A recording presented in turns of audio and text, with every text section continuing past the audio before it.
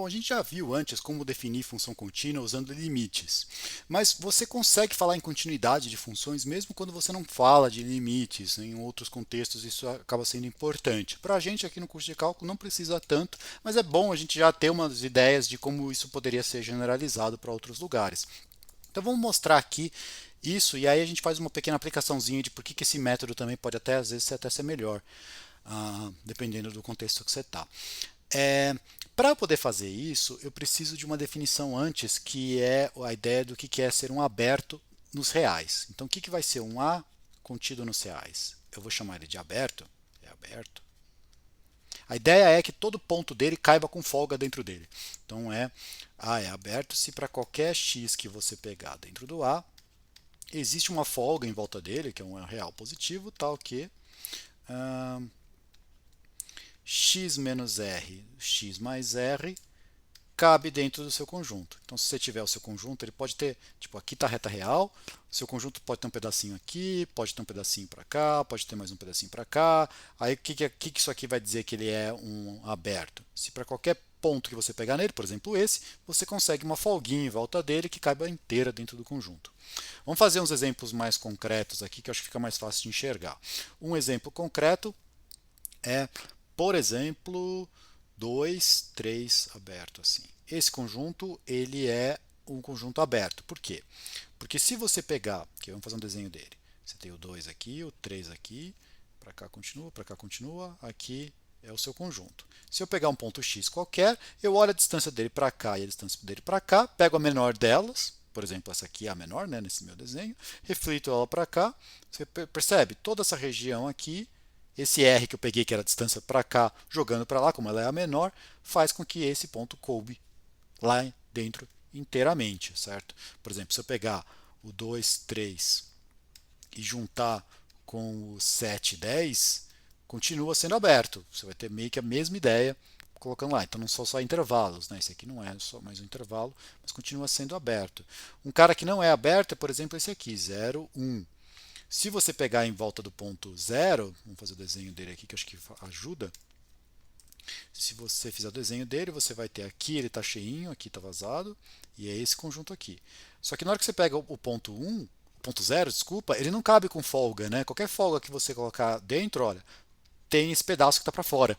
Então vazou do seu conjunto, ele não, o ponto 0 não coube com folga dentro desse cara aqui. Tudo bem, o 1 não atrapalha porque o 1 está dentro do conjunto, mas o 0 está e aí ele atrapalha porque ele não coube com folga. Tá bom? Então você pode até chamar aqui os conjuntos abertos nos reais são os conjuntos folgados, todo mundo cabe com uma certa folga lá dentro. Outra coisa que eu vou precisar para falar desse critério de continuidade que a gente vai usar é a imagem inversa. É uma notação que às vezes o pessoal não conhece, então vamos colocar aqui. Ó. Se você pegar uma função real e um subconjunto qualquer, né, um A contido nos reais, vamos pegar um Y, vai que acho que fica um pouco mais claro para entender. Um Y subconjunto dos reais. O que é o f a menos 1 do Y? Isso aqui nada mais é que os pontos x do domínio da f, tais que na hora que você calcula o f deles, isso aqui cai dentro do y. Tá? Isso aqui não estou falando que a f tem função inversa, que a notação é igual, mas não quer dizer isso. Tá? São só os pontos tais que na hora que você faz o desenho, né, são os pontos que na hora que você pega esse conjunto, você faz o que os caras que são levados via f dentro desse conjunto, você vai chamar esse aqui. Tá? Então esse cara aqui são todos pontos que quando você calcula a f caem dentro desse e aí você tem. Então, isso aqui é o que a gente chama de imagem inversa de y, apesar de não falar que existe uma inversa da f, tá bom? A gente faz isso geralmente. Ok. Com tudo isso, agora dá para dar um critério de função contínua, que é o seguinte: proposição que é um exercício, na verdade. Se eu colocasse aqui para vocês, ó, tenta fazer isso, é um exercício que talvez vocês fossem sofrer um pouquinho para fazer, mas eu acho que vocês iam conseguir fazer. Pega uma f que sai dos reais, chega nos reais, tá? F é contínua. Lembrando que ser contínuo é ser contínuo em todos os seus pontos. F é contínua. C e somente C, ou seja, vale os dois lados, né, ida e volta. F a menos 1 de A é aberto para todo A aberto. Tá bom? Então, qualquer aberto que você pega, na hora que você pega a imagem inversa dele, continua sendo aberto. Aliás, é assim que a gente acaba falando esse enunciado. A função é contínua, essencialmente se a imagem inversa de aberto é aberto. Tá? Na verdade, essa frase que eu acabei de falar é a definição de continuidade num contexto mais geral. A imagem inversa de aberto é aberto. Num espaço mais geral, quando você tem, que é o que o pessoal chama de espaço topológico, que não vem muito ao caso aqui, que é isso, mas basicamente o que você tem lá é, você tem a coleção do quem são os caras abertos, você fala assim, ó, por definição, esses caras são abertos, e aí você fala, então as funções contínuas você ganha automaticamente, uma vez que você tenha qual é a regra do jogo. A regra do jogo são os abertos, e aí vai falar o quê? Quem são as que satisfazem? As funções tais que a imagem inversa de todo aberto é aberto são as funções que você vai chamar de contínuo. E acaba sendo que aqui para a gente, com essa definição de aberto que a gente acabou de fazer antes, funciona. Vamos ver que funciona? Isso aqui é um sem somente C, então você tem que ter uma implicação e a outra. Essa primeira implicação está fazendo o quê? Eu estou supondo que a função é contínua em todos os seus pontos, eu vou mostrar que a imagem de aberto é aberta. Tá bom? Então o que eu tenho que fazer? Fixa, estou supondo f contínua, vamos com calma, e fixe um A aberto. Então, fixe A aberto. O que eu tenho que mostrar? Temos que mostrar que f a menos 1 do A é aberto para esse cara aí. Então, o que eu vou fazer? Seja x pertencente a f a menos 1 de A. É esse cara que eu tenho que mostrar que cabe com certa folga aqui dentro. Para mostrar que esse cara é aberto, que é o nosso objetivo, é mostrar que existe uma folga em volta desse x que faz ele caber aqui dentro. Repara que x pertence a f a menos 1 de A, isso só quer dizer que o f de x pertence a A. Estou pondo isso aqui destacando porque eu sei que essa notação é confusa se você não está acostumado com ela. Tá bom? Beleza, então o que eu tenho? Eu tenho um x aqui dentro, eu tenho que o f de x pertence ao A, não usei esse fato ainda, o A é aberto. Bom, mas se o A é aberto e o f de x pertence ao A, existe R maior que zero, tal que é a folga do f de x. Do f de x menos R até o f de x mais R, isso tudo está dentro do A. Tá bom? Beleza. Agora eu acho que eu consigo fazer definição de função contínua. Quer ver? Ó? Eu vou usar a definição de função contínua no ponto x, pensando que o meu epsilon é esse r aí que apareceu. Quer ver? Então, ó, pensando que vai ser esse r, eu vou fazer que existe delta maior que zero. Estou usando a definição de função contínua no ponto x.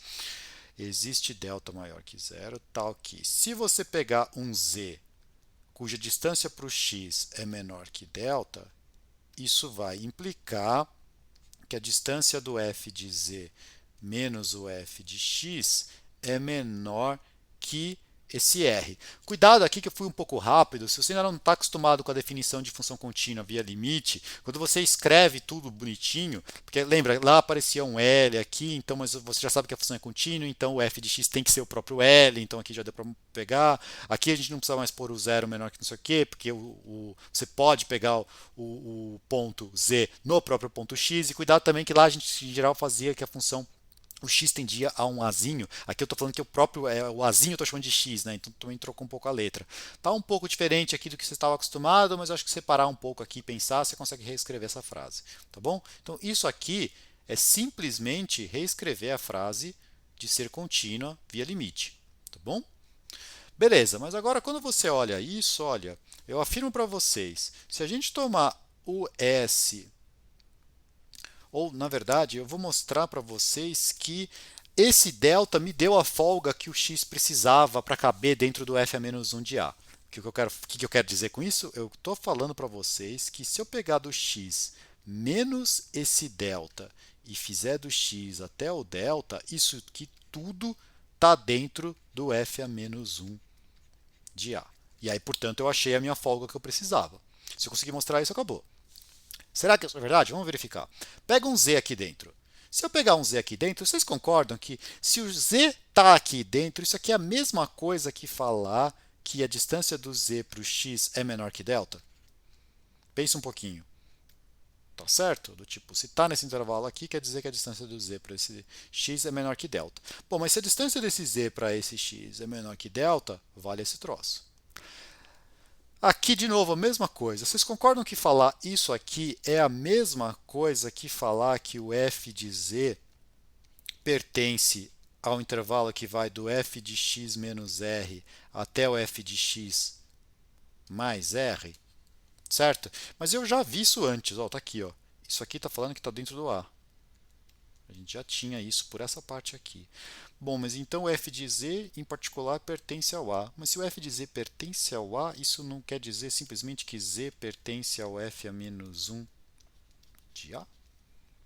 Então a gente mostrou que todo z que você pega aqui, na hora que você faz um monte de conta, ele está no f a menos 1 de A. A gente mostrou essa inclusão. Acabamos um lado. Eis que de repente já foi um lado. Então vamos apagar tudo isso.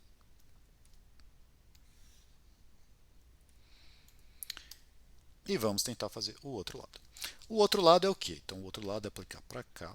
Então a gente olha o que está escrito aqui. Eu vou supor que f é menos 1, a imagem inversa de aberto é aberto para qualquer aberto que você pegue, né? A imagem inversa de aberto é aberto. Vou mostrar que a f é contínua no ponto x. Então vamos fixar um ponto x, seja x pertencente aos reais, né?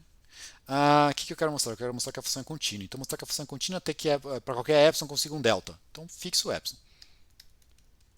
Fixe epsilon maior que zero. Agora tem que arrumar um delta que faz aquela frase ficar direito. Aquela mesma frase que a gente acabou de escrever agora há pouco. Vamos tentar ver se a gente consegue usar essa informação aqui. Ó.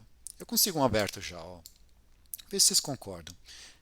Isso aqui, do f de x menos epsilon até o f de x mais epsilon, isso aqui é um aberto, certo? Aqueles comentários que a gente fez lá no começo. Bom, mas se isso é aberto, f a menos 1 disso tudo é aberto.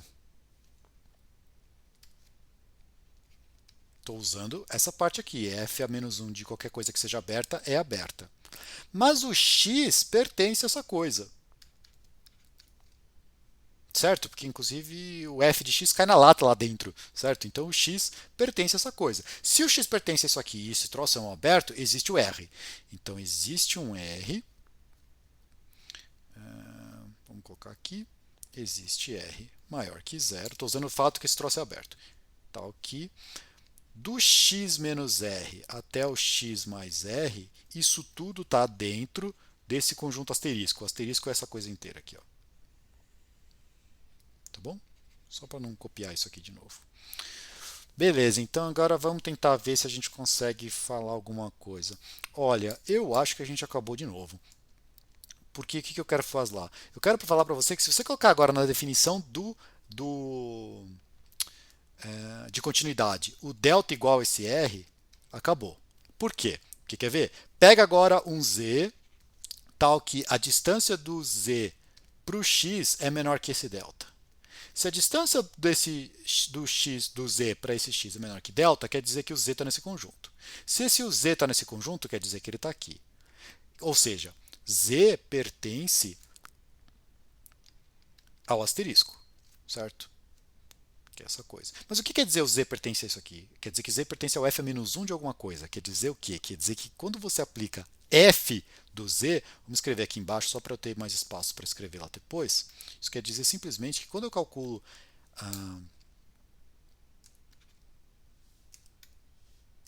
quando eu calculo f de z, ele pertence a esse conjunto que está lá dentro, que é o f de x menos epsilon, f de x mais epsilon. Mas isso aqui nada mais é que falar que f de z menos f de x, a distância entre eles é menor que epsilon, que é a definição de continuidade que você queria, certo? Então a gente acabou de mostrar que a função é contínua no ponto x. Então a gente conseguiu essa caracterização. Aí você pode perguntar, poxa, mas deu um certo trabalho mostrar? Eu concordo que deu um certo trabalho mostrar isso aqui, mas será que teria alguma vantagem a gente trabalhar com essa definição? Porque, por exemplo, a gente poderia ter começado o curso e falado assim, tipo, olha, vamos trabalhar, define o que é o aberto, fala o que é continuidade usando eles. Será que teria tido alguma vantagem? Teria algumas vantagens. Tem um pouco de desvantagem porque ela é um pouco diferente do que você está esperando, talvez.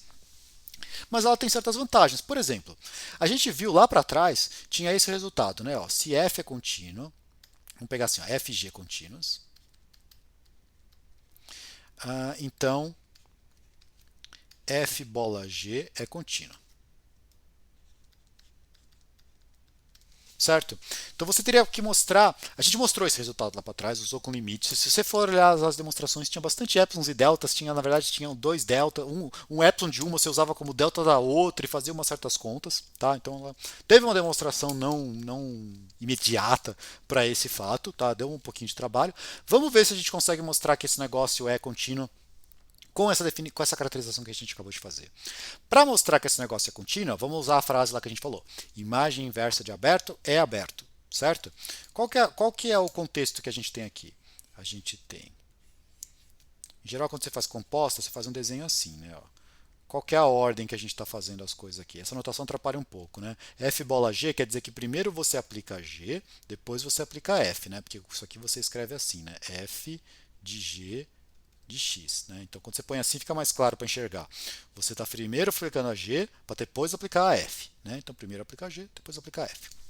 O que eu tenho que mostrar? Eu tenho que mostrar que se eu começar com um aberto aqui, olhar a pré-imagem dele, né? A imagem inversa dele tem que dar um aberto aqui. Será que a gente consegue isso? Vamos ver.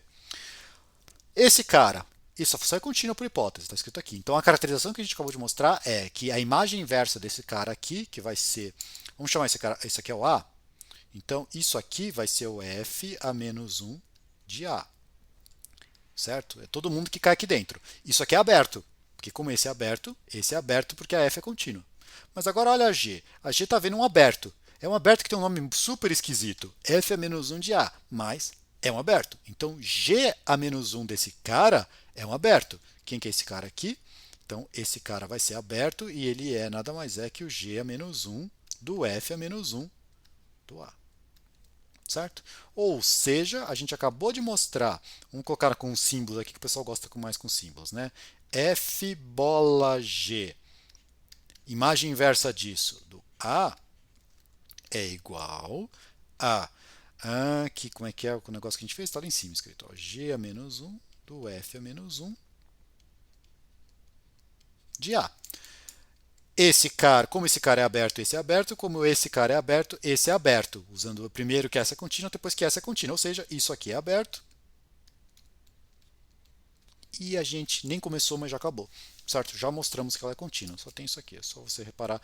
Pela primeira continuidade você tem um aberto, pela segunda continuidade você mantém ele aberto, então você tem. Então, composta de contínua é contínua. E essa aqui, na verdade, é a demonstração geral. Mesmo quando você tiver uma outra ideia que você não tem limite, não tem nada, essa definição funciona para mostrar contínua. Essa demonstração funciona para provar que composta de contínua é contínua. Beleza? Então é isso por enquanto.